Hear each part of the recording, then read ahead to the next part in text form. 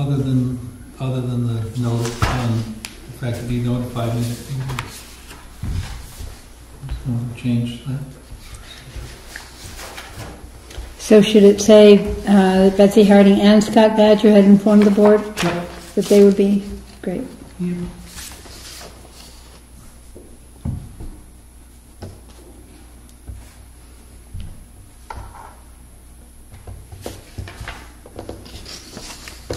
Would that change? Let's do the official call to order. Call this meeting to order. Everybody here is voting. Okay. As usual.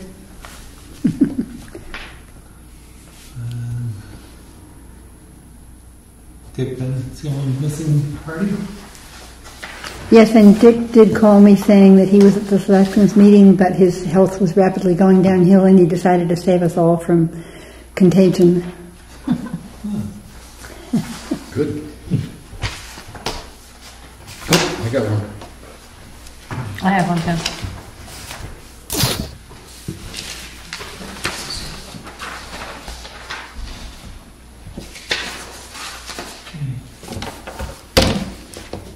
Motion to approve minutes.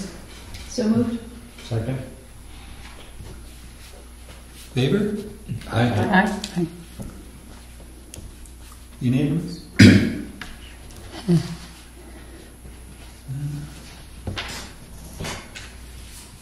Let's see. Give out planning books that have not been distributed previously. Is that these that you had given before? Several of your turnaround? Yeah. Okay. Great, yep. Scott and I now have our copies. Okay. And we do have the other land use books ordered. Okay, public comment on any matter not before the planning board this evening. We have anything to add to this wonderful meeting?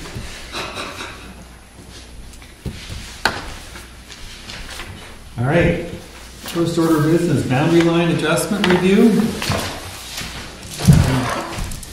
I think that's what this thing is.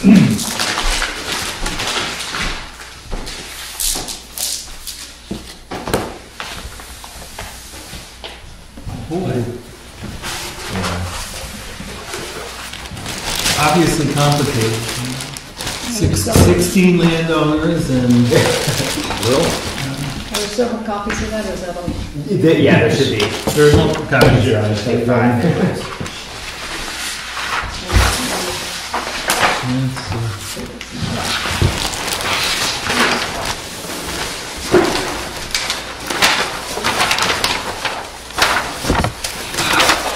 It's kind of hard to do a personal copy on this, but I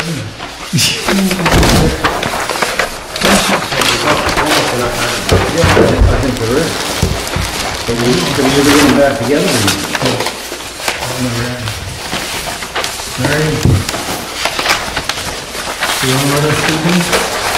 You are... I'm Andy Fisher from Andy Fisher, representing the Long May Family Trust. It's a busy looking plan, but it's actually sort of simply what is being proposed. Basically, there's 2 lots, same owner, both lots. One lot is built on. So with that developed lot, sort of spilled over its boundaries in some ways. The propane tank and associated poured cement footing platform was actually off property. And same thing with Sheridan. I don't know if I'm sure everyone's familiar with Greenville Road. It slopes pretty steeply off the road to the northeast. And so there are several retaining walls that were built during the process of the the existing house and the existing septic system. So the purpose of this now is to clean things up so that the house can be sold separately from the non-developed lot, and keep all of the things like the propane tank and location and the retaining walls that are actually holding things in place, like the front lawn and things like that, to keep all of that stuff on the property, on the developed property, and not have any other encroachments. And then is this lot that is not developed now, are there any plans to develop that? There are no plans to develop it, no. No, it's really just a housekeeping. That's the purpose of this, is just to clean things up so that either, or they could be, the two lots could be sold to the same owner, or they could be sold separately, and trying to limit the impact on the undeveloped lot as far as future setback issues, things like that. We're trying to just convey as much, as little, I should say, of land from the non-developed lot to the developed lot. And how much land is that? I believe it's less than 1/10 of an acre, about a 10th of an acre. Okay. And they're 4 to 5 acre lots. 4 acre lots. 4 acre. And a very small amount of the adjusted area is actually area that counted for density in the first place. So it really has almost no effect as far as lowering the density on the undeveloped lot. Is that area where that triangle is taking place, is that in one of the really steep areas, or not quite to the steep area? It is, it's fairly steep, but it's terraced now. Okay, yep. Basically, is what it is, and so it's the intent is to keep the ownership of the built retaining walls with the house, so that if they need to do any work in the future to restabilize the retaining walls or anything like that, they'd be able to, and wouldn't have to have easements encumbering either property. It seems the easiest way to clean everything up. Same thing with the propane tank, not having to move the tank and rerun the lines and re-pour a platform. So the adjustment is in two small areas, is that right? Correct. Okay. Yep. Yes, the small triangle versus glacial erratic. Yes, there is. If anyone's taking a look out there, yeah, there's a... Betsy, was that door locked? Oh, never mind, he's coming in. Great. I didn't know if that was locked. So that erratic, it's more just pointed out as a feature. And there is an existing built access, essentially, that was built crossing the undeveloped lot in order to access the retaining walls and build the retaining walls. So that's shown on the plan, but there was never any intent for that to be a continually used access to the developed lot. So there are no proposed easements for access that way. It just will be left as is. In your opinion, does the change impair the ability to use the undeveloped lot then in any way? It was the part of the intent was to minimize the impact on the undeveloped lot. That's why the choice was made to do sort of the funky little, the little square and the little triangle, rather than a bigger area out to, a bigger area would have allowed for cleaner lines, but it would have, when you figure in the setback from the property lines, it would have certainly more substantially affected the undeveloped lot. So that was part of the purpose was to minimize that. And like I said, the amount of area that could be counted as density was a very, very, very small portion. If you look at the close up, you can see the soil boundaries, and it's really only the very small area that's in the D slope, and that's all. Anything that was steeper than the D slope wasn't counted initially for density. Right. So Okay, good.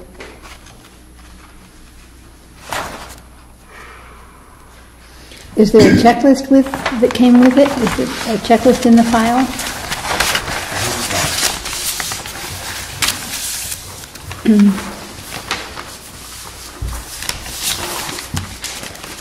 Are there any negative ramifications of this for either the property that's going to be sold or the...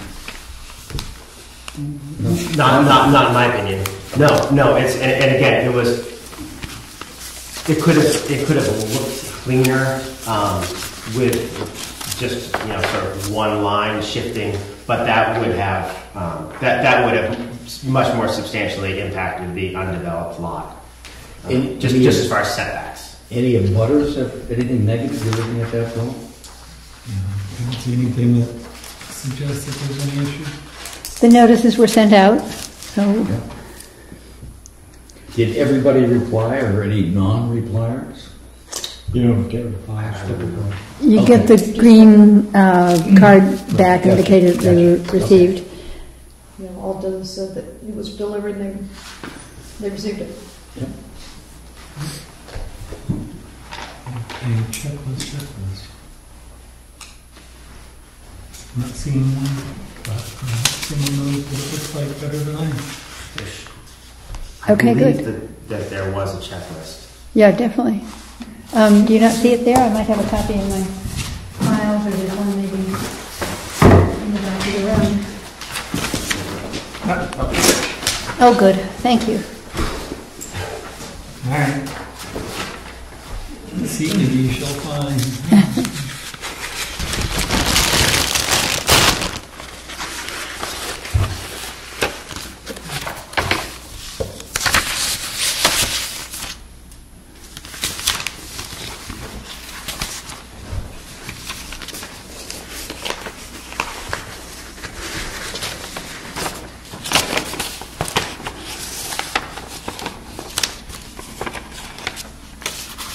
If you're listed here, are you one of the folks who received the notice?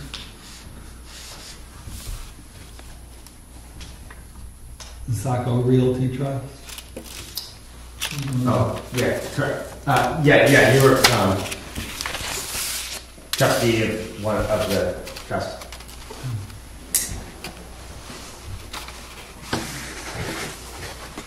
Okay.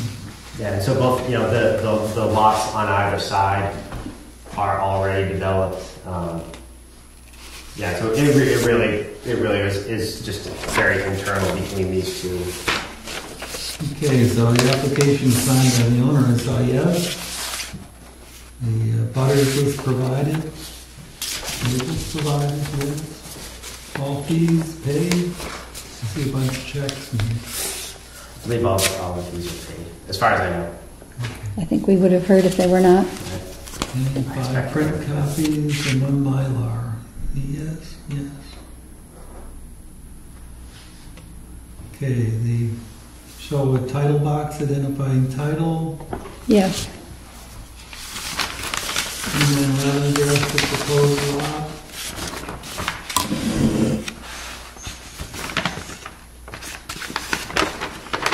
Tax map lot number, I saw that. Yes. Ownership chart, including printed names of all owners for each involved lot. Yes. Before adjustment, after adjustment, parcel acreages.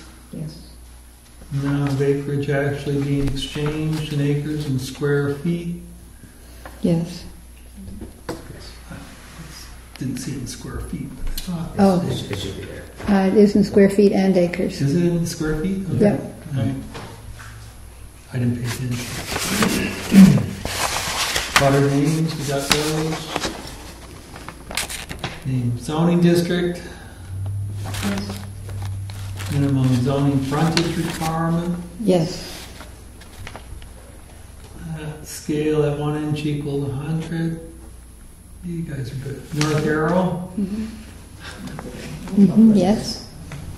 Yeah. Location map clearly showing centered site locations and adjacent main roads. Yes. Name, license number, address, seal, and signature of surveyor. Yes, signatures in the bottom left corner. And in the, Doesn't list for Mexican, does it? no, we haven't quite got there yet. Okay. Surveyor certification statement, I certify that. Yes. Name, address, and seal of engineer. No issue. No engineering sheet, not applicable. Okay, good. Boundary survey, including, that was a trick question. Boundary survey, including variance distances for all lot lines, both current and proposed. Yes, the boundary surveys were previously done, and I believe I included copies in the, or a copy. In the records, that In the, probably there. Because this doesn't have a back line. correct. Yes, Right. but Right, these I are, believe in the folder. they should be there. Yep. All zoning ordinance setback lines. Yes? Yes, it's tougher to tell in the black and white. If you look in the Soils minimum lot size chart demonstrating each proposed lot meets minimum zoning. Yes. Butter names, tax map, lot numbers, matching separate a butter list. Why don't we review that, just to be certain? Near the list. somewhere, and then it is It's on hopefully it's next. Somewhere. Yep. Pardon. No, if you can find it Hopefully, but faster, better should than be, I. It was There here. should be a print, printed sheet. the sheet that's, There were labels that should still be one left, I think. was a photocopy of the labels. Oh, right. It's with the- There it is. Great. I saw it. I know it's here. Okay. Let's see, the abutters listed, Joanne and Alan Brooks. Yes. Heard from Alan. Griffith R. Hastings. So there is on the plan. There's a sort of standalone box that shows Oh, all these guys. Because they didn't fit in the sort of the oh yes, I see. the center of the plan. They didn't. So is it Griffith R. Hastings? Way over on the right-hand side? Yeah. So this is sort of the. Yeah, great. Okay. Cool. Oops, Hastings. Evelyn and Alex Essa Irrevocable Trust. Yes, Jackson Ski Touring Foundation. yes, Sacco Realty Trust. yes. Okay. Oh, is Evelyn and Alex F. There is no last name. What's printed on here?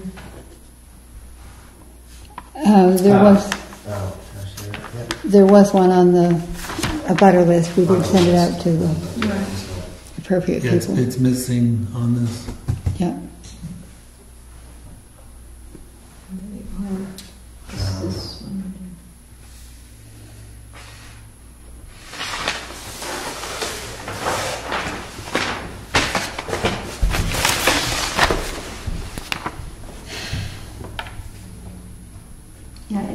correctly on the It abutters is. list, so Right. it's properly sent. but Yeah, as it's to whether properly that- sent, it's just not posted properly on this. That might be needed to be changed. Is it okay for us to? Let's keep going through the list and see if there's anything else.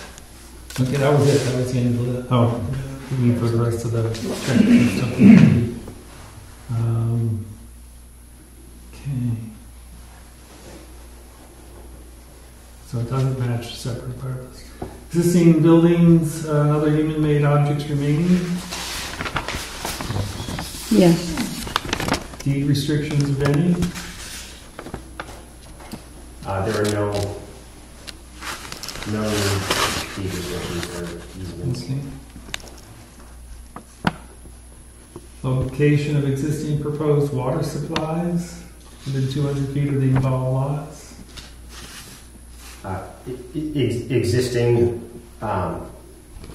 Existing wells and septics. These are all shown. There's nothing new proposed. So the well here is off. It's just approximately septic.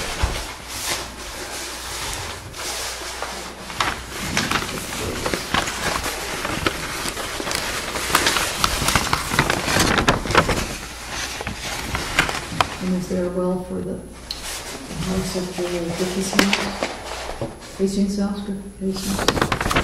There was nothing that we found. The approximate septic area is here. I believe that the well is farther.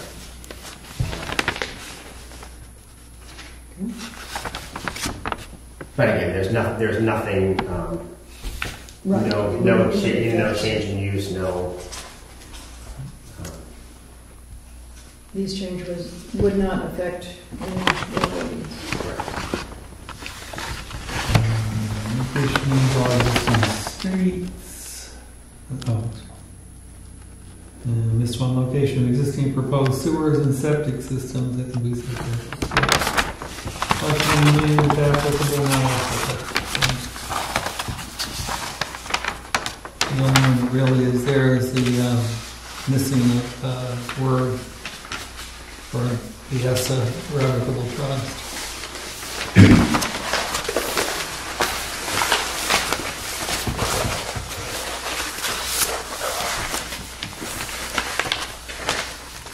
Ask my great wisdom former chairs, what's the deal? Can we just mark it on the Mylar? Do we have to?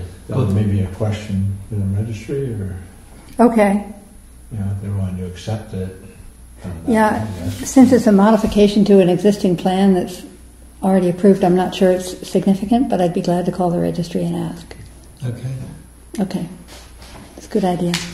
I don't see it getting in the way of approving the value on adjustment. Good point. Just approve it on contingency. Contingent that the name is added.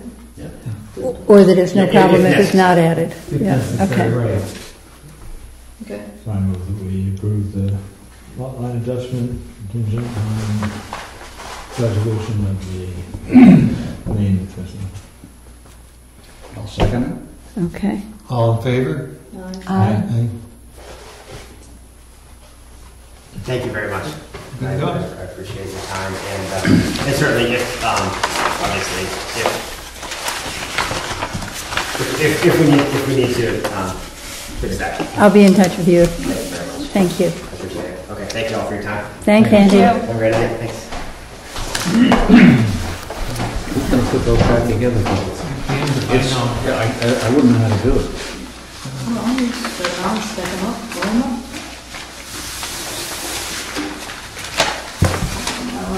I think that was the top one. That Mylar was the top one. Yeah. So we won't worry about signing them yet. Look at the other way, Bill. You guys are picky. Well, yes. We got our job. Wanna do it? Let's do it right.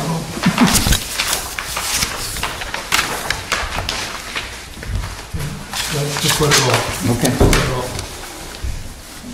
And I've got one folder copy for now.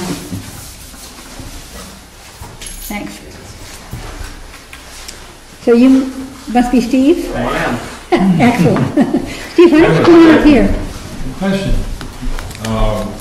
As a general, it didn't really pertain to the set, but as a general rule, when you're reviewing something like this, when you review the deed and any possible restrictions that might be included that would prevent somebody from doing property line adjustment. The way I think it normally works is that we expect, it's written in our checklist that if there are any restrictions, they're to be shown on the plan. Okay. That's what I'm So, asking. okay. It is reviewed to make sure there's no problem like that. I must admit what we do is rely on the people who've brought in the plan. He Good point. specifically said that he reviewed the deed, if I Yep. recall. Yep. Thank you. So I just invited Steve Whitman up to our table.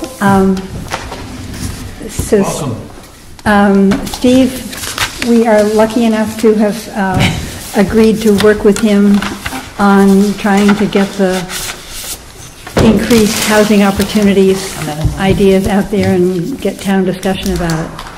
I'm happy So- to be here. Thank you for Wonderful. making the trip. Yeah, absolutely. I have to start off by saying that thanks to the work that you put into our application, it got to the review at Plan New Hampshire. There were apparently 2 questions that were readily answered, and I don't know how many other applications they were, but last I heard they still have not been approved. So we got just very rapid, complete approval. Well, that's great news. Yeah, yeah, very. I think the way you put it all together was something that they could readily relate to, Good. and it makes good sense to all. So, I know there are going to be plenty of skeptics, but I think incumbent on us at this point is to try to figure out how the board wants to work with you. So I'm going to pass it on to people who want to ask questions or discuss. I think did everyone get a copy of the, here, Bill, I have actually, an this extra letter, copy as well. that was sent to you, I think, and I did email these around, but I don't know if everyone got one. And I have a copy of the application as well, and a copy of our initial proposal, in case anyone had questions about that. And I'm also happy to give a little background if you need some background at all. That's a great idea. Why don't you start with that? All right, I can do that. So I've been in New Hampshire working as a planner for 20 years. I was very happy to see the Route 16 corridor study that I worked on in 1998 sitting on the bottom shelf over there. It's hard to believe that's almost 20 years ago. And in that 20 years, working with communities on master plans and zoning updates, housing is a constant theme. In that 20 years, the state has changed how we address housing and has emphasized the need to consider workforce housing alternatives or affordable housing alternatives. As you all know, very recently came down with some legislation about accessory dwelling units, which have a lot of communities kind of riling and maybe dealing with their own language. Most recently, I've helped a couple of communities who have looked at how they may address housing in a way that is in keeping with the vision that they have in their master plan. I worked with Wolfboro probably about 6 or 7 years ago, worked with Guilford, and they wanted to work on a very specific zoning amendment that did not pass. Wolfboro's language did pass. And then probably the most contentious situation was Alton. The town of Alton realized that they were unclear as a planning board about where you could actually build any affordable housing. They weren't seeing a range of housing affordabilities constructed. They were getting some feedback from folks that were on the fire department and other places that they were living further and further away, and it was a problem, but they really weren't sure. So we did an assessment. We kind of analyzed what's going on, and then they wanted to look for barriers, and we identified some barriers within the regulations. It was at a time that there was a pretty strong anti-government force here in New Hampshire, but especially in Alton. And I think one of the things we included in the proposal here was about doing outreach and education, going to where people are. So I even went to one of their meetings where I answered questions. There were 100 people there. And we laid down some ground rules, but they had questions and they had a general kind of dislike of regulations.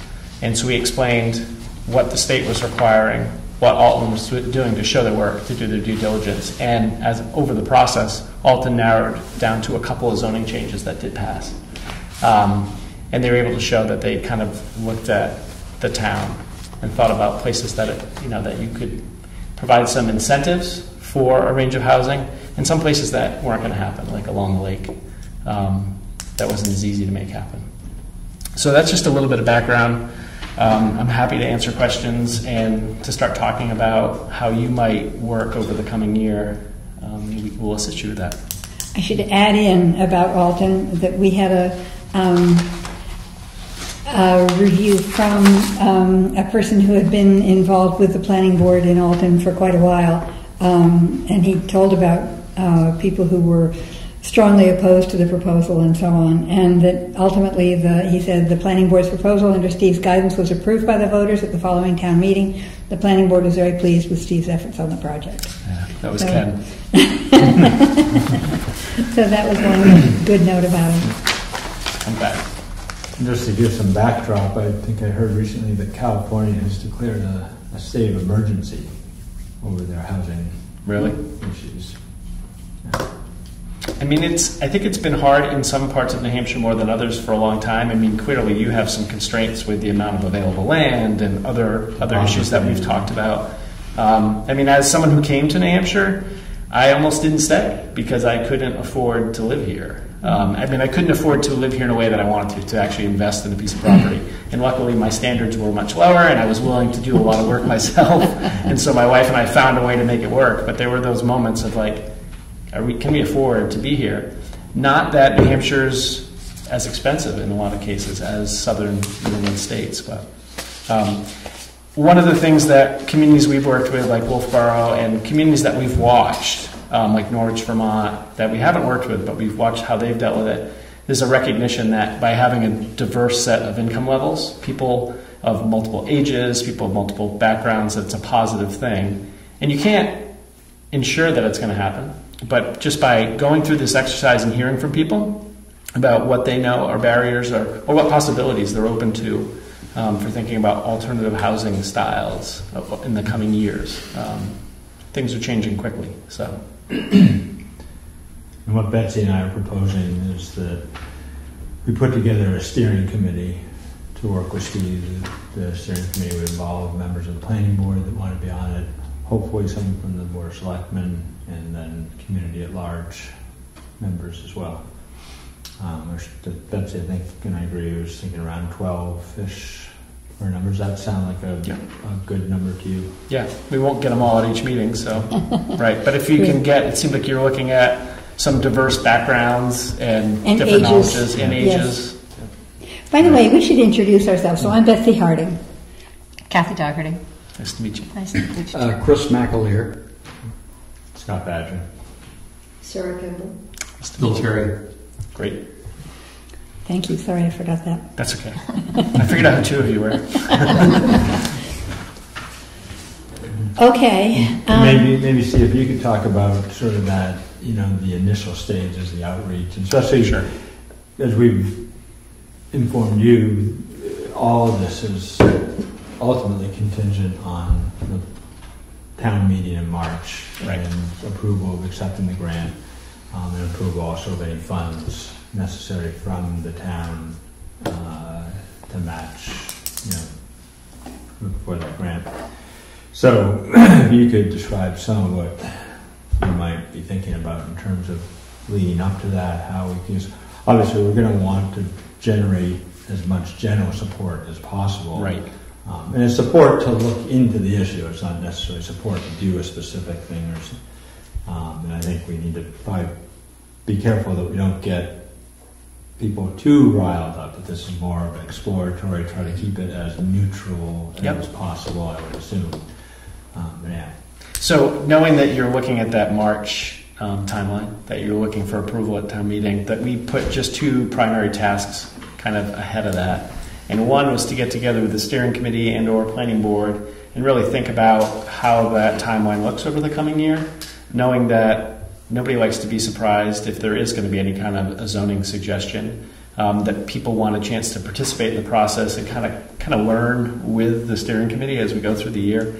And so what we found is that starting any project with a municipality, to have a brainstorming session right up front, hopefully in January, to really think about what are the best outreach and engagement strategies for Jackson. What things have you done in the past that have worked? What things have you seen other communities in the region do that you like? And we'll bring to you a range of things that have worked in different towns. We'll also share things that we thought would work that really didn't pan out, but could be different here. And through that brainstorming session, we'll actually write up a short outreach and engagement plan that has some timelines and some targets. So, using newsletters, using other print media, using online resources, using opportunities where people can come together or we can go to them. And the idea being that we start off giving people a chance to hear a little bit about why Jackson may want to look at housing as a topic, but also to provide feedback about what they think are issues or what they think are not issues. Really to hear all voices. But to do that a couple of times throughout, and we often will set up a feedback form that's available through the town website, so that at any point, if someone has an idea or someone feels especially irritated about something, there's a way that they can let us know what's going on, so that we can be tracking that, kind of tracking the pulse of it. And then the other activity is really data gathering. So it's collecting, making sure we have the most recent version of the master plan and any related studies and plans, and the zoning ordinance, of course. And then we'll get the most recent copies of legislation and everything from the state, so we can do that initial analysis that would happen right after town meeting. So. And what about a needs analysis? I think we provided you with sort of a thumbnail sketch of one, but some of the data, the census data, may or may not be too accurate, and some of the results of that particular analysis didn't seem to jive with, whatever the percentage was of available rental units. Right. Mm-hmm. It seemed they did an extrapolation as opposed to an actual accounting specific to the town. So they took Carroll County data and applied it to each town. And it was like, well, that doesn't really apply to Jackson specifically. And it was like, so I think, for example, we showed in some of the data that we have quite a few more folks who are below the poverty line than we actually have in town, for example. Okay. So what I think we, at probably the second meeting, but potentially at the first work session, because the earlier the better, I'd like to look at that and get that feedback from you about where it was weak, what we want, and then we can reach out to New Hampshire Housing. We can do some of the additional data gathering, so we can answer the questions that are going to come up in the coming year about that, knowing that it's changing almost daily, but at least to have a baseline understanding of what's available and what it costs. That's more specific to Jackson. So. As opposed to what's available, and I'm very new to this, but is there a way that based on the data, you could put a projection out of suggesting that the town of Jackson, for example, comes up with this many units? Does that make sense? We haven't typically done it that way. We could look at that as an option. What we've tried to do is usually find out where there's a lack of inventory, like the types of units that maybe you're not seeing. And then look in the zoning and see, are there barriers? Is there a reason? Maybe it's just the market hasn't wanted to provide those units. And then we can look at a range of different regulatory approaches that could either require, which is the hardest one to sell, or incentivize. And in New Hampshire, there are quite a range of different approaches. I was thinking maybe there's an optimal level, a medium level, and a lower level that would, I do think that people would in Jackson would want to know, well, what are we really talking about? I mean, how many units do we build here? And if maybe coming out with some sort of targets on that, it might. One thing that's in our zoning ordinance is if somebody wants to build a complex where there are some workforce housing or affordable housing units in it, we give approval for 12 units at a time. And the reasoning for that was that we're such a small town that to say, you could put in 50 units, Yeah. that would make a dramatic difference to the town in a sort of immediate sense. Whereas if you say 12 units in any given year, you're allowing it more incrementally. And granted, no one has come to apply for it. Another thing I should mention, the man over here is Dick Badger, and he has a real estate office in town, and one of his employees, Kathleen Sullivan Head, is terrific at providing Awesome. data about housing units that have sold and commercial units and so on. So she's really helpful. That's wonderful. And that's a great place to start to get some of the information about what's available. Great. Betsy, when you're talking about units, do you mean houses? Do you mean apartments? What do you mean by units? Any kind of dwelling unit. So it could be a wide variety of them.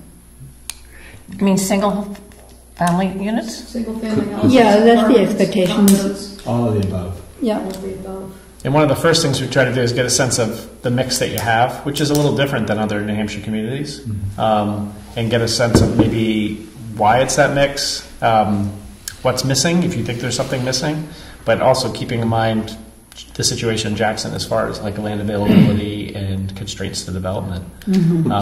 Would it also make sense to do it jointly with another town like Bartlett? I mean, it seems to me there's a lot more land available in Bartlett than there is in Jackson. So I don't know whether that, we could jointly do it and would give us maybe more opportunities. My one concern with that is you want to be able to look at your master plan and your existing regulations. Okay. But I think whatever you come up with through the process here, you could easily share. And knowing that the Mount Washington Valley has been talking about housing issues for quite some time, I think for you to share, this is what we found, this is what we heard from the residents, and this is kind of the way we're thinking we'd like to go forward, that could inform Bartlett and Conway and other communities. Because clearly you can't meet all the need in the valley, and you can't require people to live here. So, but what can you do that also fits with your vision as a community? And how Bartlett sees things might differ from how we see things, just because they have more land, or for whatever reason, their community's somewhat different than ours. One of the things that I find unusual about where we're at in terms of being a town is that we have so many units, call them what you want. We have so many units that are not occupied full time. Right. And so we have somewhere around 1,000 people here who are here regularly.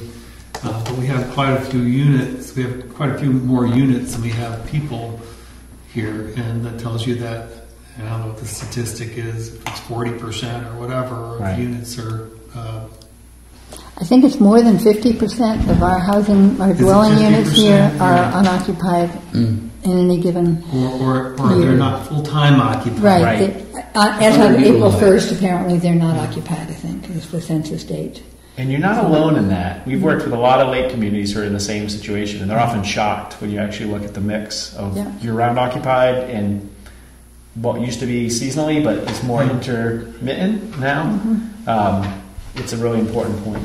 Because any of those units could become full-time units, potentially, right? Yeah, and many do as the owners retire. Absolutely. That seems to be the trend. Right. That makes sense. And then sometimes the owners die, and then they just are left vacant because the extended family has no connection with the property. Whoever inherits the property, including the family, for example.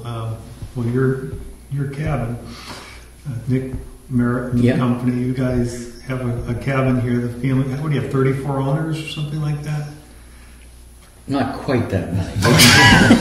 Maybe 15, but maybe 30 people that have an interest in it. Yeah. And we got somebody up there right now, a cousin. Wow. So, I think your point about Bartlett too, I mean, when you think about outreach and education, maybe there are some interim points where if we find something of interest that we share and update, and whether that's just, via a personal communication to another planning board or to the folks working on housing issues in the valley to get some feedback, and see what else they know. But there's no reason why we can't also communicate. I think both Bartlett and Jackson probably have the same interest. I think it's very closely aligned. It may not be exactly aligned, but I think that I think there's some.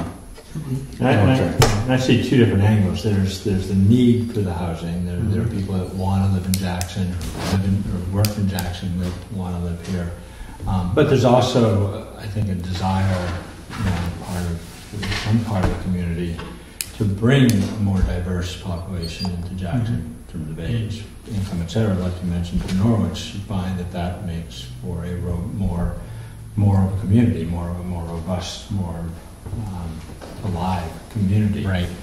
And so, that's part of it. Certainly, Bartlett has more land, and there'd be more opportunity for additional housing in Bartlett than there is in Jackson. But I think Jackson still wants to bring in some of the people that are not able to live in Jackson right now, young families, people that work in Jackson, especially, like you mentioned, fire department, police department, teachers, etc. For those members of the community not to be able to live in the community that they work in is, really means that we're getting less service. A teacher that doesn't live in town still is a great teacher, but there's a difference between living in the community that you're teaching in and not living. The same thing for a police officer, same thing for a fireman. Another difficulty, I think, was working with Bartlett. The Housing Coalition has had two charrettes happening in Bartlett in the last couple of years, and while they've really been interesting in terms of pulling in planners and engineers and landscape architects and so on, it hasn't generated a lot of interest. So I think nobody from Jackson except for me went to the session that was held in Bartlett a few weeks ago. So in a way, unless it's in your own town, you're not so invested in whether or not something will happen, whether you oppose it or favor it or whatever. And I think if Jackson's going to actually accomplish something, we've got to be focused on Jackson. We've got to be explaining it and presenting it in ways that Jackson voters will understand. And Chris, one area that you'd mentioned, I think last meeting, that there's a piece of property off Town Hall Road or something like that. Some of Jackson, you can't get there from here. Right. Understood. Unless you go through Bartlett. To the extent that there may be some interest from Bartlett, if we were to be looking at something down Town Hall Road or the other side of Dundee, as part of where we get to and say, gee, why didn't anybody ever think of doing something here? That may be where you end up keying in on. It used to be a community of Jackson down there at one point in time, and now it's I guess minimal. I really don't know. So where's the town line on Dundee? On Dundee, the whole of Dundee is in Jackson, as I understand it. Down the hill. So it's if you go down the hill and then up the next hill, the town line is somewhere around up that next hill. So not all of Dundee Road, but so past the Jackson side gate.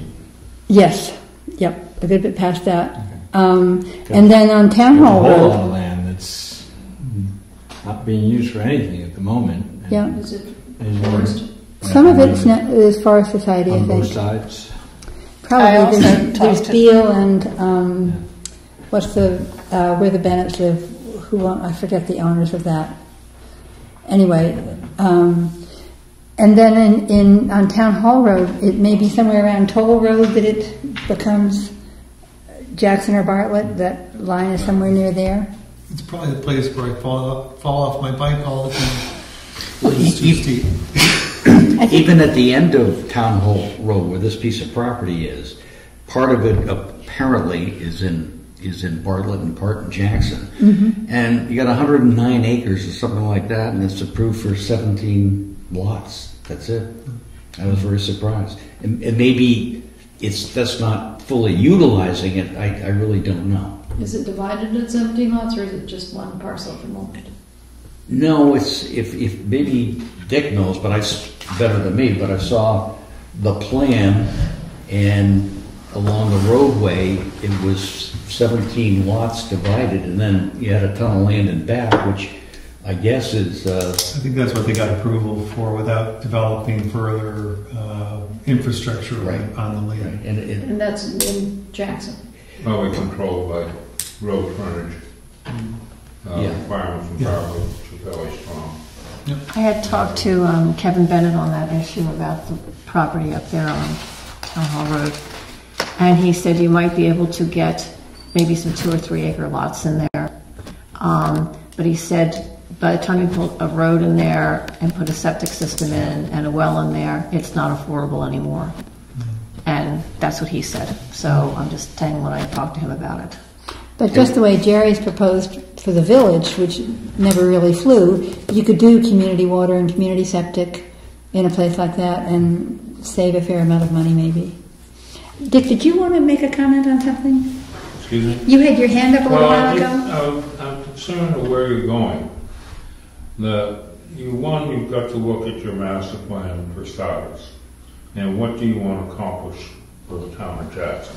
If you're going to run into resistance in various quarters, either not on my side of the hill, attitude, which is very common, and then you've got the tax problems. If you move in more lower income people, they generally will have more families and more school burden, although in our school we need the support.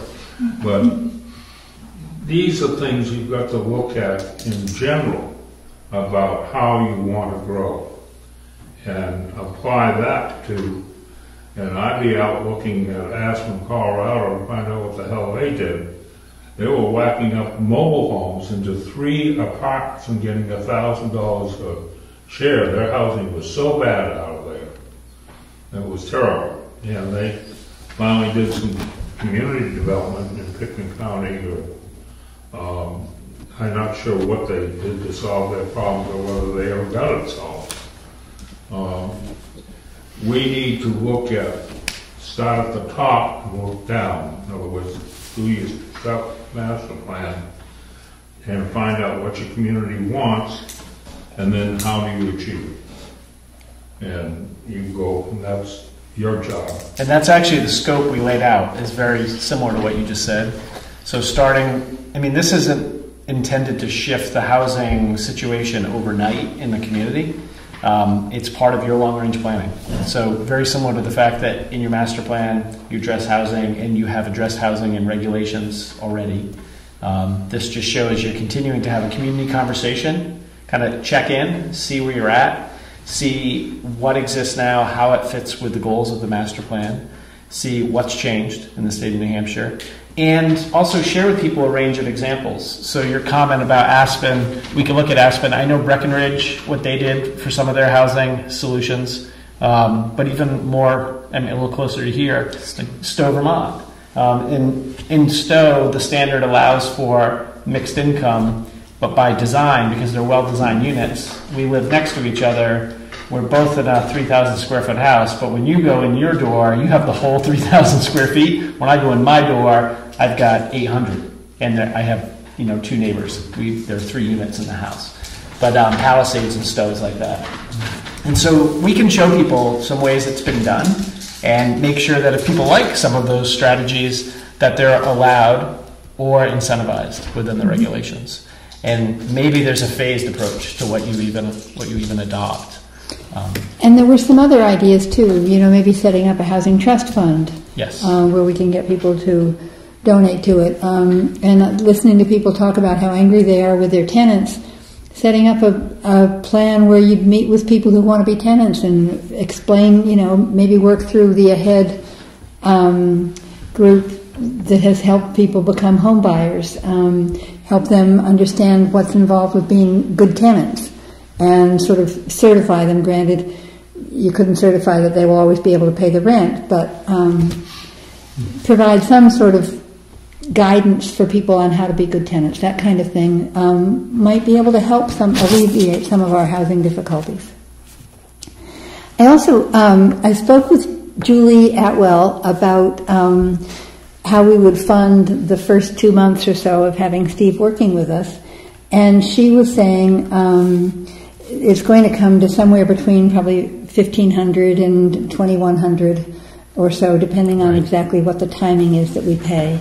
And she suggested that we take those first payment or two out of the planning board regular budget, and that then we could consider, according to the Plan New Hampshire people, they were saying, well, if you're going to take that out of the budget, you may not even need to go to town meeting with a warrant article or have it on the budget review list, where people would vote on it.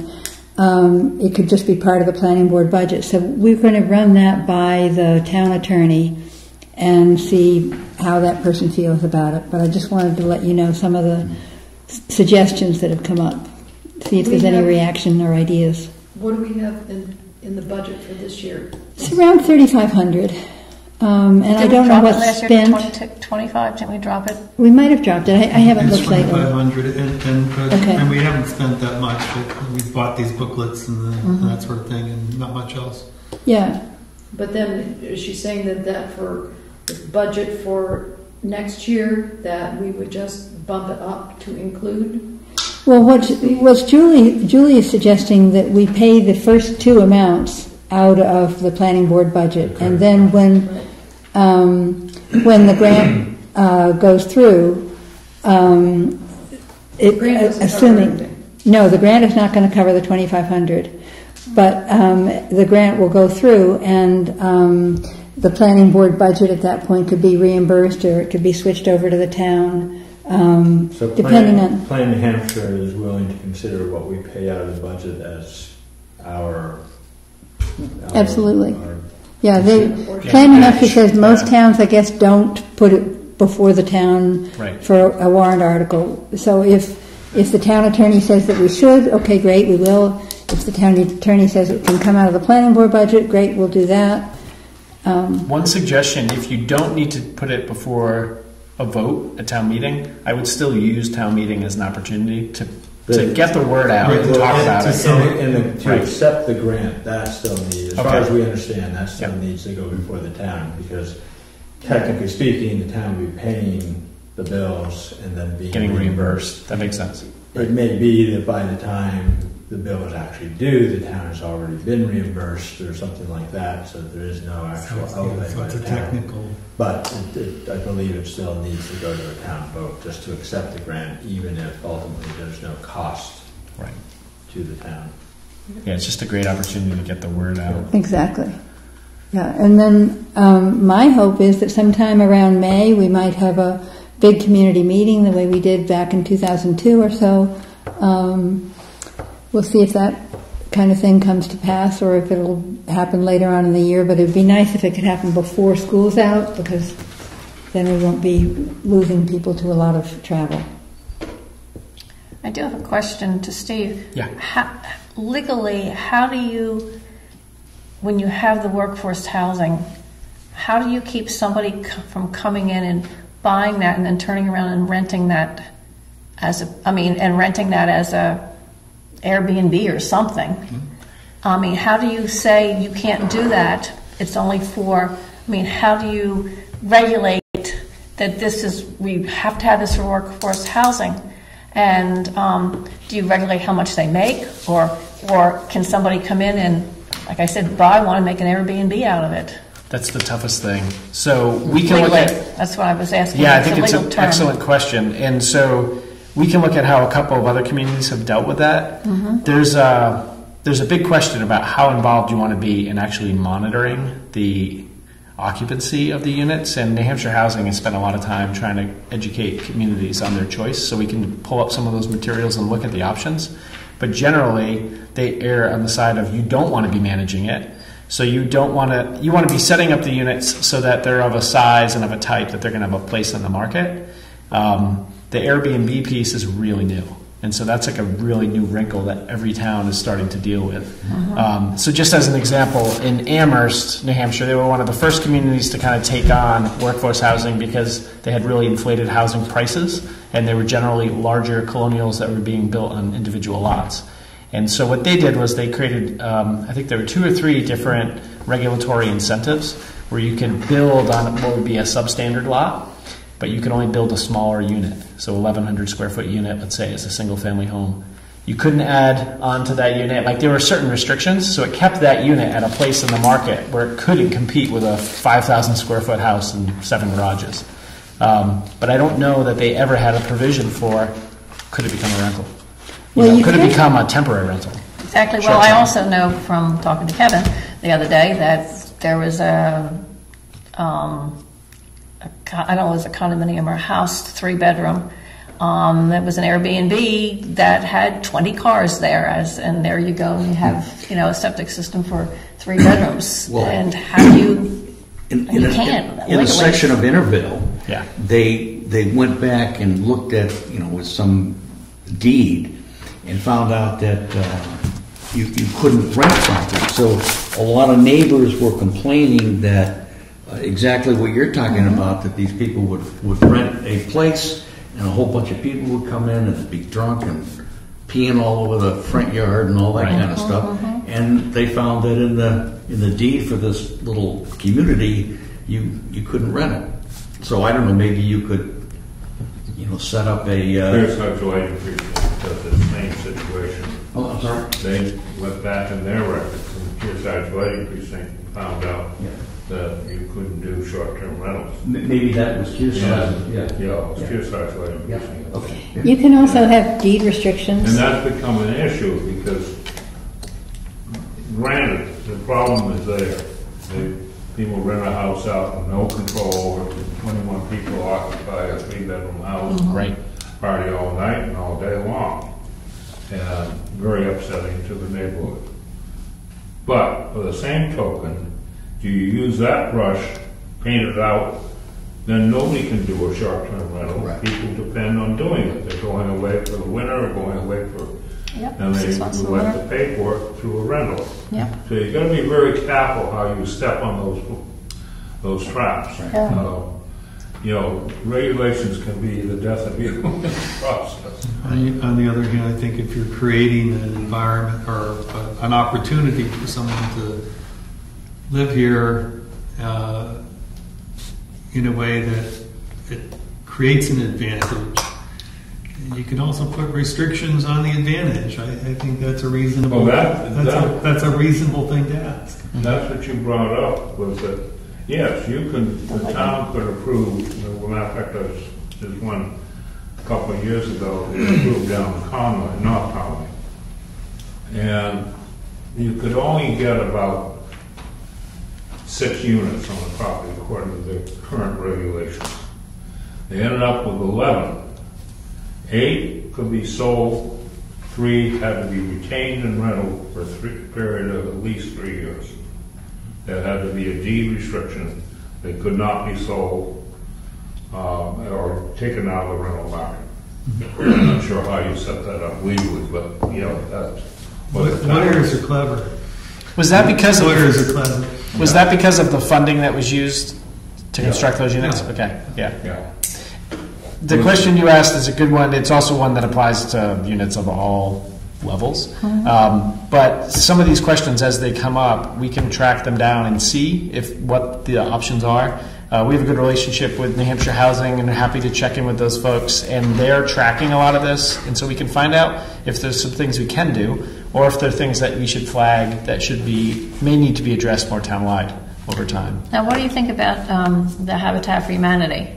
I mean, because they're all inclusive. They say who's going to be getting the property, and they control the money issue, because a lot of the things you're talking about too is banks actually loaning affordable housing people, loans, which is really hard sometimes to even get one when you're thinking about somebody that's only earning X amount of dollars a year.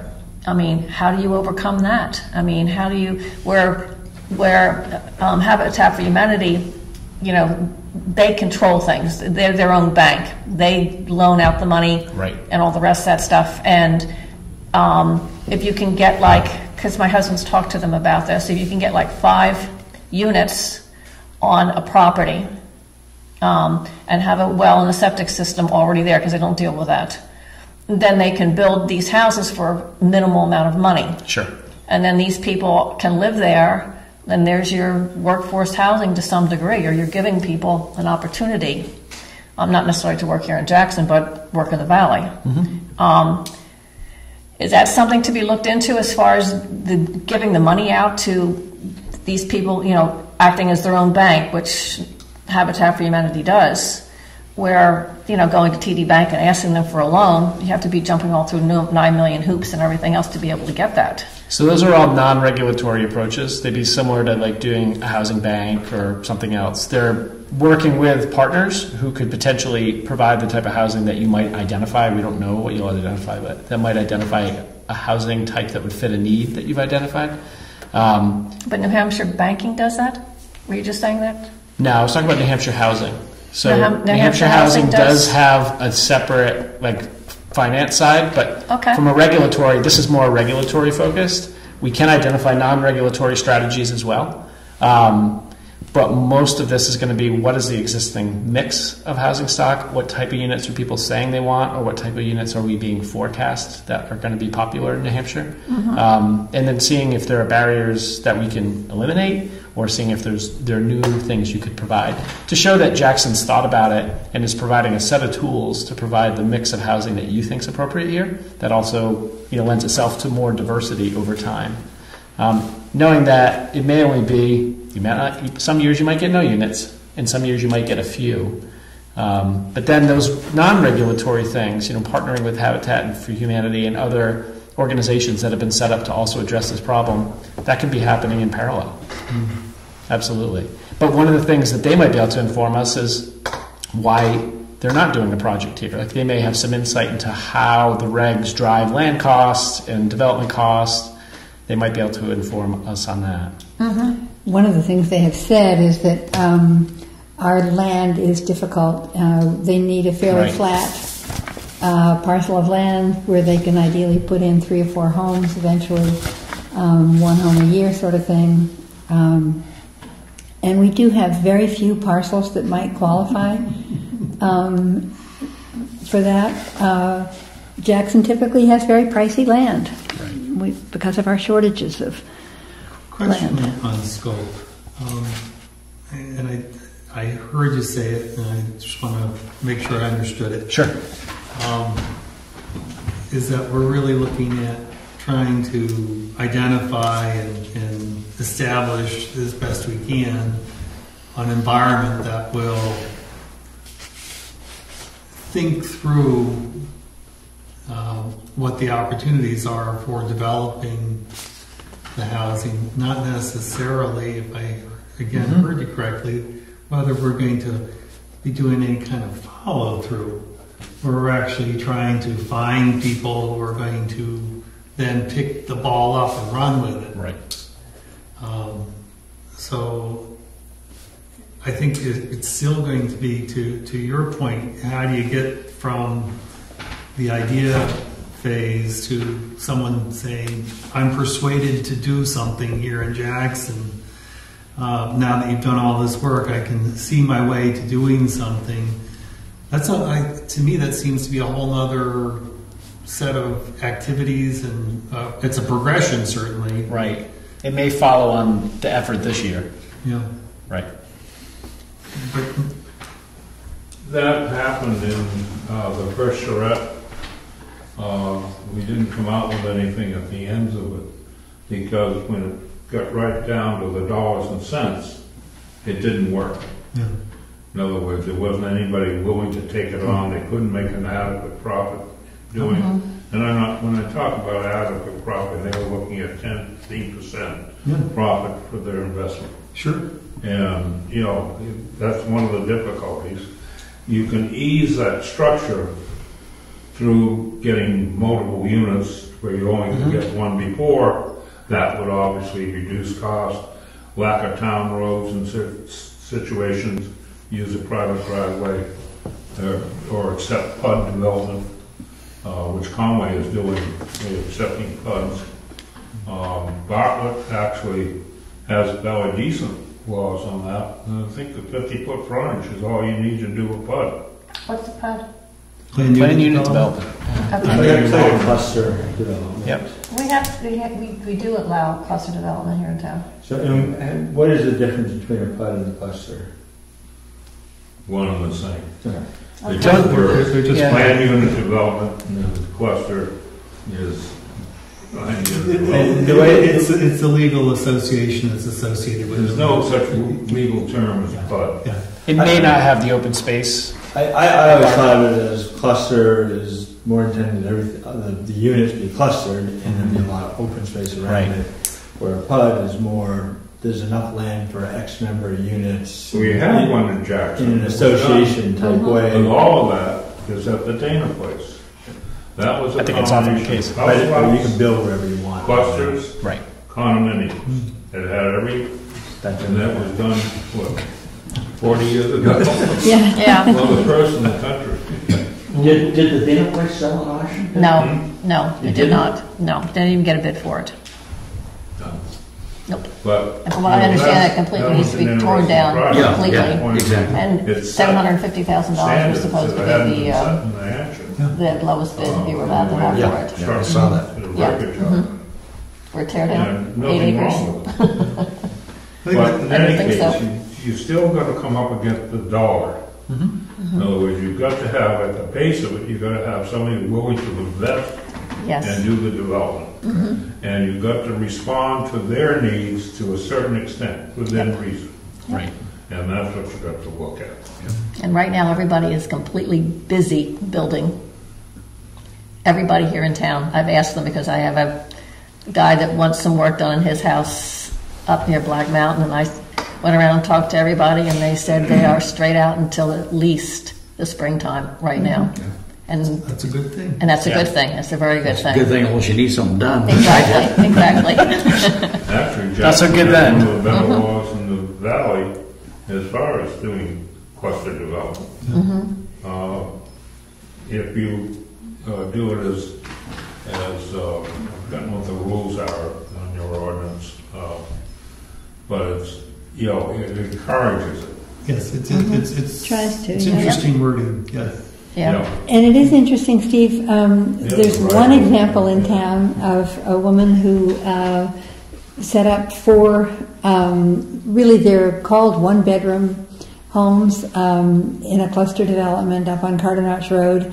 And essentially, even though they're called one-bedroom, there's an upstairs loft and another upstairs tiny loft. So there are people who've used them as 2-bedroom homes. And they're extremely well insulated and well designed and so on. Yeah. It has made some people in town pretty angry, but other people in town really appreciate it. And at least one of the tenants wants to be on our steering committee. What made people angry about it? So when it was first put in, a lot of trees had been cut down, and certainly one neighbor was upset. And I think part of it was his difficulty. He had cut down some of the trees a few years before, maybe, and then when the property went in, he didn't have proper screening anymore. And then there were people who just thought, what do we need that kind of housing for? It's too close together.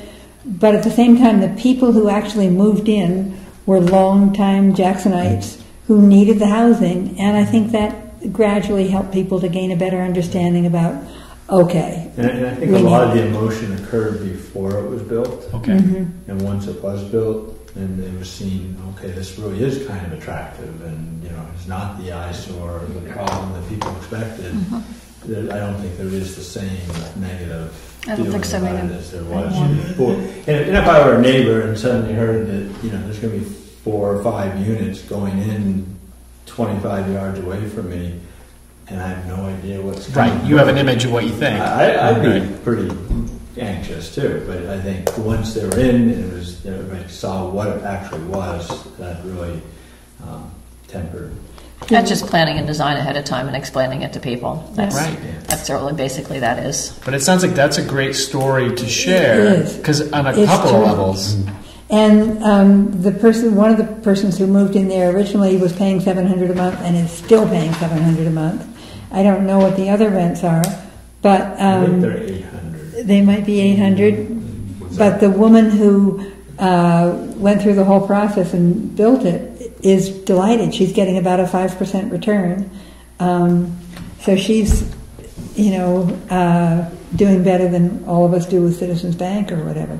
And she already owned the property, and she didn't include that as part of her return on investments. Yeah. Well, just the landing road, those 4 units there.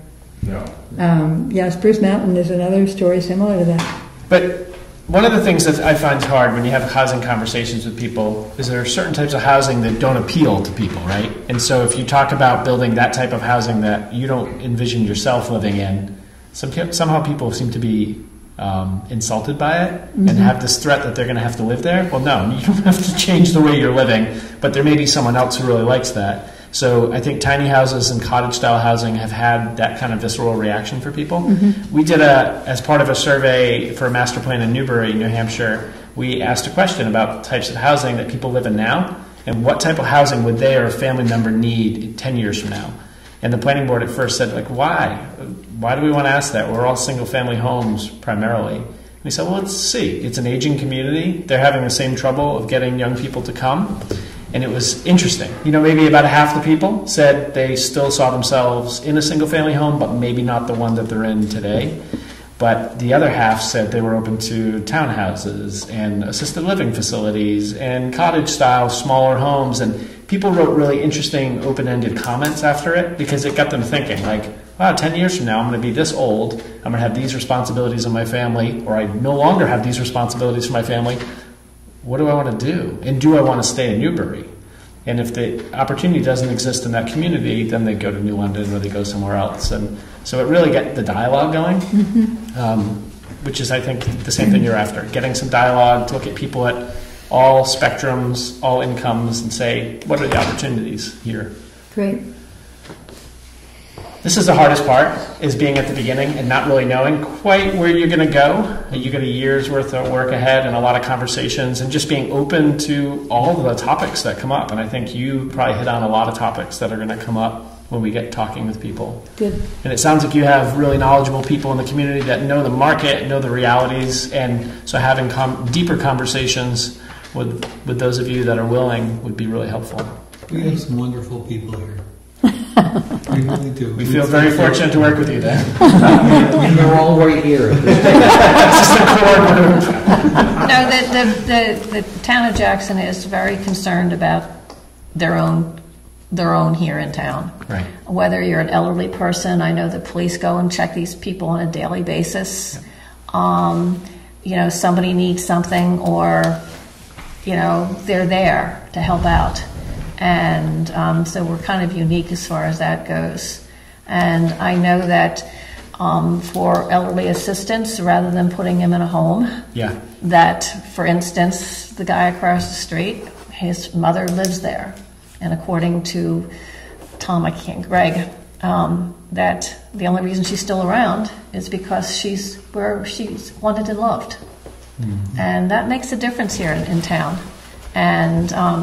And I know there's also a young girl that she will take the elderly people around and take them to go to the grocery stores and things like that, and to the doctors. So we really do care about who we have here in town. And I also know another young girl. She goes to college and she's studying nursing, and she helps out a lady in North Conway in the summertime. She's from 8 to 8 o'clock in the morning. And I think she gets paid $15 an hour. That's certainly cheaper than going into a nursing home. Absolutely. I can't think of anything worse than to put somebody in a nursing home. Right. And so if we can have people live here that have lived here all their lives and still continue to live here in their last 10 years of their life, we should try to do everything we can to make that possible for them. Absolutely. And I think that's as important as attracting a new person. And I think we need to be clear that that's part of your motivation for this effort. And I see all of that as as preserving a community. Right, a whole community. The trend of the town is towards it becoming just a collection of second homes. Right. And that's what's happening at that right now. point, there is no, you don't have that kind of community that, Yep. that you described, Pat.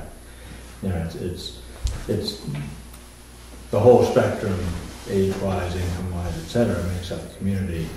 You know, second homes that are only partially occupied, that's not a community. Right. And that's what we're really trying to preserve, I think. But that's kind of hard to stop that from taking place. You know, Work the, at it. Can't the, just- the $1 million homes that are going in and, you know, they're there, we get a customer, he's there 1 week out of the year. And he goes to those other 7 places or the other, you know, wherever they're located. We'll never prevent that, but if we can increase the housing diversity, that'll be our answer. Well, you do have to have young people. My joke used to be, you know, put the Golden Gate Bridge across there and only old people can live here.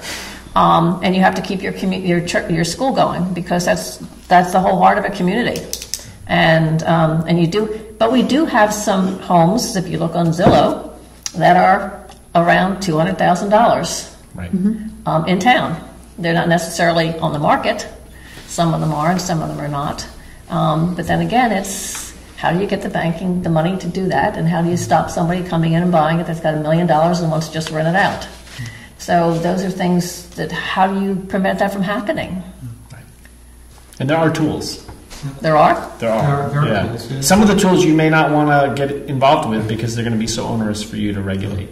And some of the tools are going to be a lot easier, and they're going to let the market regulate them, but you're going to know that you're providing a range of options. And you can regulate on different levels too. Right.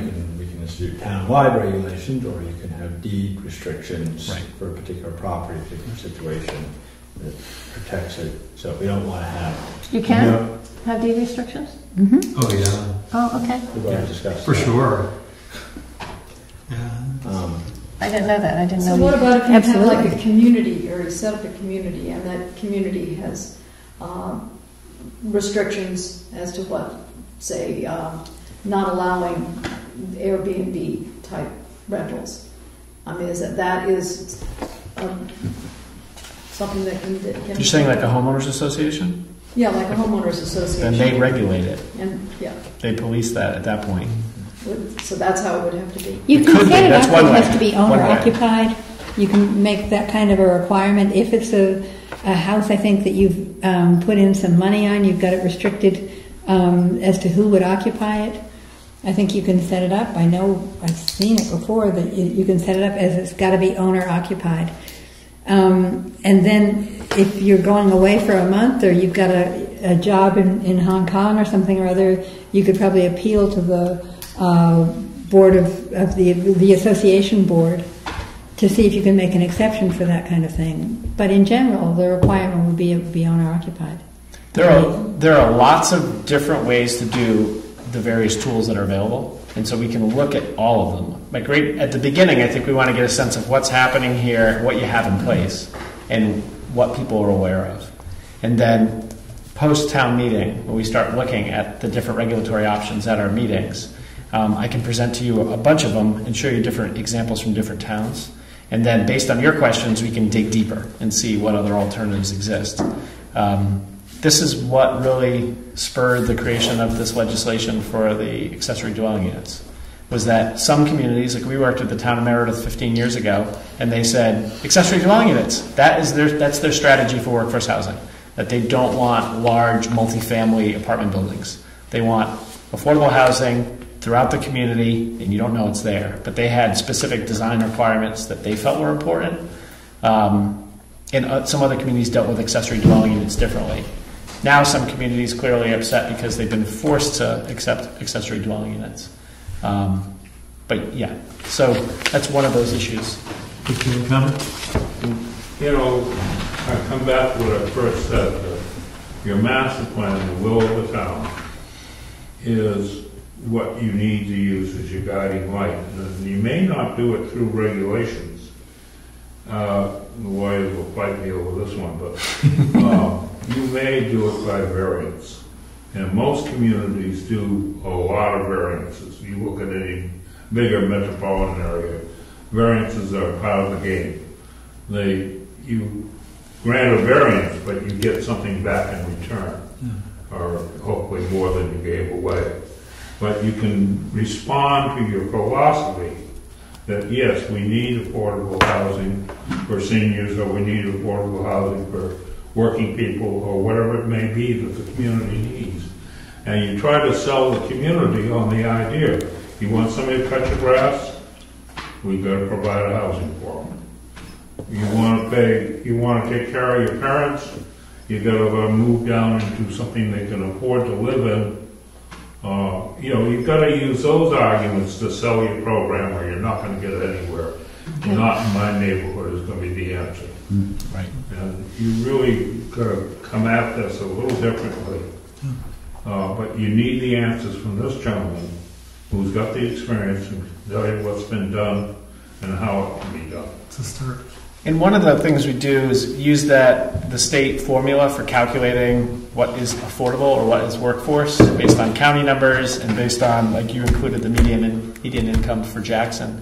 But to really give people a sense of the range of income levels we're talking about, a lot of these are reasonable wages. And so it's not somebody that's making $10,000 a year. It's someone that's making quite a bit more, who's still having trouble finding a reasonable rent or a reasonable house to buy. Totally. So we worked on the Housing Solutions Handbook, the state handbook on workforce housing, and it has a picture of a teacher, a nurse, and a firefighter. Because that's what we found both in New Hampshire and the state of Maine found the same. And that was my wife and I. I worked for the state and she was a teacher. And it took us forever to get our feet on the ground in New Hampshire. But we did. And we feel fortunate to be here. And I'm sure there are other people too that if given the opportunity, they're the same people that have either they love Jackson and they're trying to stay here, or they love Jackson and they would like to be here and settle here. And don't you think that a lot of these people that you're talking about, like yourself in general, or they want to bring their families here and not just have like one nurse coming in or one secretary? That's what the accessory apartments could deal with and that kind of stuff, which was fine. But people want to live here as a family. And I think they want to own their own home. I mean, that's so important for somebody starting out, as opposed to renting something. I know to rent something to begin with, to get your feet on the ground, all the rest of that stuff, because we all do that. But I mean, as far as the family goes, they want to live here. I mean, we all live here. We love it. Well, and work has changed. I mean, I have an office downtown, but I work remotely. I mean, I can work remotely as much as I want, and a lot of young people who will come to a community like Jackson for all that it can provide. This is a pretty amazing, it's probably why a lot of you are here, the amenities that are here, the natural environment that's here. Some of the people that attracts would like to be here, can work anywhere in the world, and maybe don't want to mow a lawn or do anything, but they do want to own a little piece. So, and we also have to tell them that our taxes are not high. Right. Yes. Because the new dentist I had, he was telling me he bought a house in Conway, and he didn't realize that the taxes were so much cheaper here in Jackson. He would have moved over here instead. What experience have you had with Section 8 housing? I haven't had any. Aside from a couple of communities where it already existed, just in the inventory phase. But it's not something that we've regulated. A lot of communities don't want to get into regulating Section 8 housing. And it's not very often available. Subsidized. Right. Yes. It's so rarely available these days. Yeah. In other words, they'll give you a low interest or a guaranteed loan. I may not be explaining this correctly, but because I haven't dealt with it. But the government steps in, guarantees a loan to a developer as long as he reduces the rent down to 70% of the current market, something of that sort. Most of the communities I've seen have said if they have that type of housing or financially assisted senior housing, that may not be Section 8, but there's, in different states where they've set up senior housing that's for lower income seniors. The community has said, this is a place where this makes sense. This is a place where a building of the size and density makes sense, where you allow this. And maybe then they talk to organizations that are out there, but the town doesn't want to get involved in necessarily making it happen unless it has a non-regulatory arm that's been set up, some kind of housing commission or housing fund.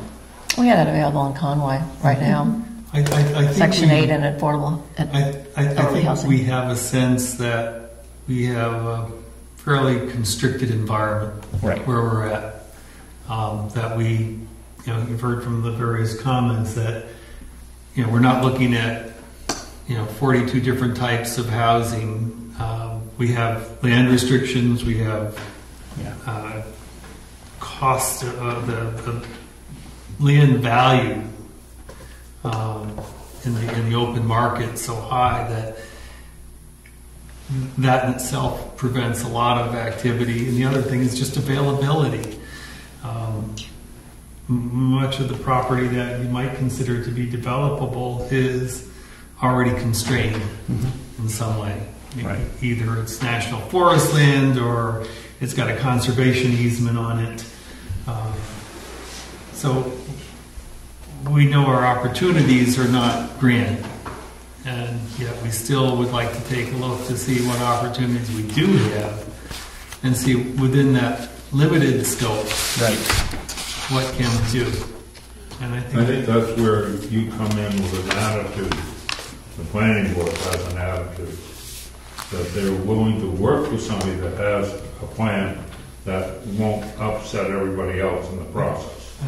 And if you can work with that developer, that person, and help him to do what he wants to do, because you like what he's going to do, then you should work with him, and that's where your variances come into play. it may mean that we have to do a few more back bends than the usual community does in order to make something happen. Yeah.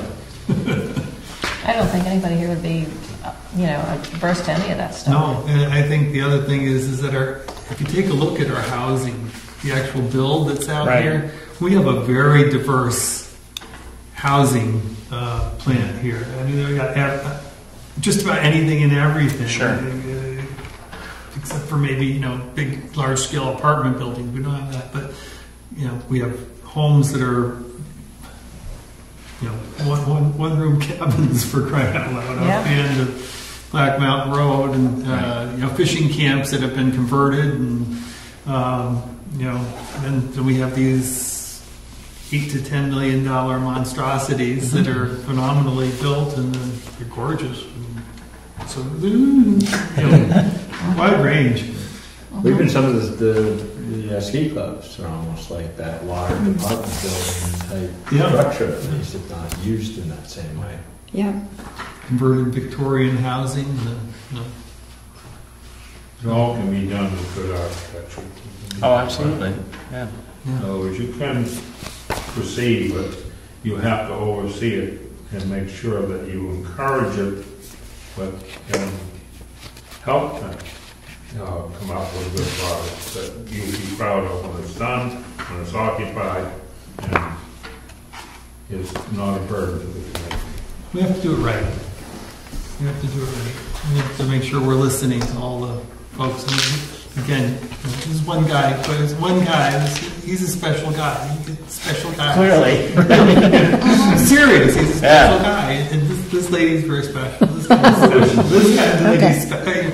And you start figuring out who the heck they are, and the community's full of people that are like this. It's just phenomenal. That's excellent. Well, great. And I think the steering committee is starting out pretty well. I don't know if I'd be willing to do that. You want to serve on the steering committee? Sure. Okay, great. I don't want to be in charge of it. I'll let somebody else steer it. Great. So that sounds fine. And I should also mention Dick Bennett, when he called me to say he couldn't come tonight, said he's very enthusiastic about this happening. He's one of the selectmen. Excellent.